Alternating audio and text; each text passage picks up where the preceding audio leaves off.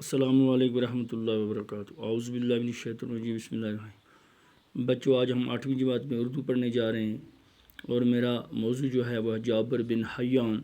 الحمدللہ اس کا سبق تو ہم نے پڑھا ہے، کچھ سوال بھی لکھے ہیں، لیکن کچھ سوال آج ہم لکھنے جا رہے ہیں۔ تو سوال میں نے لکھے ہیں اور ان کی جواب بھی لکھے ہیں۔ سوال اس لیے لکھیں گا تاکہ بچوں آپ کو پتہ چلے کہ اس سوال کا کون سا جواب ہے۔ آپ غور سے یہ سنیں گے اور اس کو پھر یاد کریں گے۔ سوالات۔ سوال نمبر 5، جابر کو بغداد آنے کی دعوت کس نے دی؟ اس کا جواب ہے، جابر کو بغداد آنے کی دعوت ہارون رشید نے دی، جو اس وقت بغداد کا خلیفہ تھا۔ خلیفہ نے اس کو دعوت دی۔ اور اسی طرح ہے 6واں سوال، خلیفہ ہارون رشید نے جابر کے ساتھ کیا سلوک کیا؟ کہ جب اس نے اس کو بلایا بغداد میں تو اس کے ساتھ کیا سلوک کیا؟ تو اس کا جواب ہے،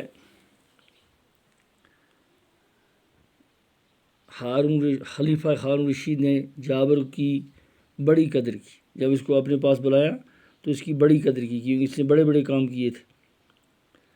خلیفہ ہارون رشید نے جابر کی بڑی قدر کی، خلیفہ نے اس سے انعام و اکرام سے نوازا، کیونکہ اس نے بہت سارے تجربے کیے تھے، بہت ساری چیز ایجاد کی تھی، اور جو کسی کے نام گمان میں چیزیں تھیں وہ اس نے ایجاد کی تھی۔ تو ہارون رشید جو تھا وہ خلیفہ تھا بغداد کا، تو اس کو انعام تو دینا ہی تھا۔ اس نے اس کو بہت انعام دیا، انعام و اکرام سے نوازا، بہت عزت کی۔ اسی طرح ہے سوال نمبر 7، لیبارٹری کسے کہتے ہیں؟ اس کا جواب ہے، جس کارخانے میں کوئی چیز بنائی جائے یا کارخانے میں کسی چیز پر تحقیق کی جائے اس سے لیبارٹری کہتے ہیں۔ کسی گھر میں کوئی چیز ایجاد کی جائے، پہلے تو پتہ نہیں ہوتا اس کی کیا چیز بنے گی، لیکن جب اس پر غور کیا جائے، سو محنت کی جائے تو اس پر کوئی چیز بنے، تو اس سے جہاں یہ چیز کو ایجاد کیا جائے، جہاں ایک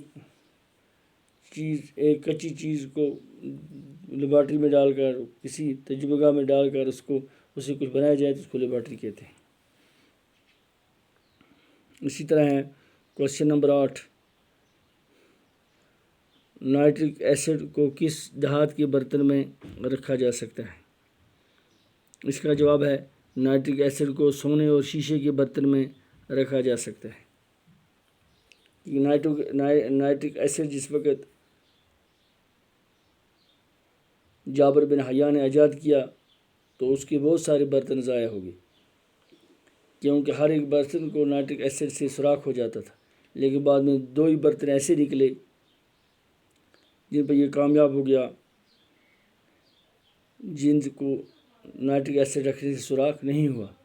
وہ ایک برتن سونے کا تھا، دوسرا برتن شیشے کا تھا۔ ایک شیشے کا برتن تھا، ایک سونے کا، جو اس نائٹرک ایسڈ کے ڈالنے سے سوراخ ہونے سے بچ نکلے، باقی سبھی برتنوں میں سوراخ ہوئے۔ اس کے بہت سارے برتن ضائع ہو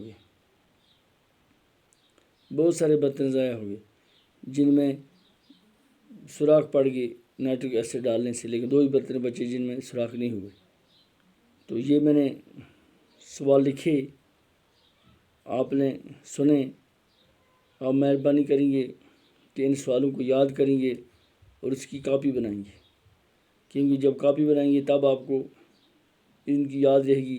کیوں آج یاد کرو گے، آپ ایسا یاد نہیں کرتے جس سے آپ کو مکمل یاد رہے، آپ تو گوٹا ہی وغیرہ کرتے ہو، لیکن امتحان کے وقت جب پھر آپ چاہو گے اس کو یاد کرنا، آپ کے پاس جب کاپی نہیں بنی تو آپ نہیں کر پاؤ گے۔ جب کاپی بنی ہوگی تو پھر آپ کاپی نکالیں گے اور اس کو یاد کریں گے، تاکہ آئندہ امتحان میں آپ کو اس کی ضرورت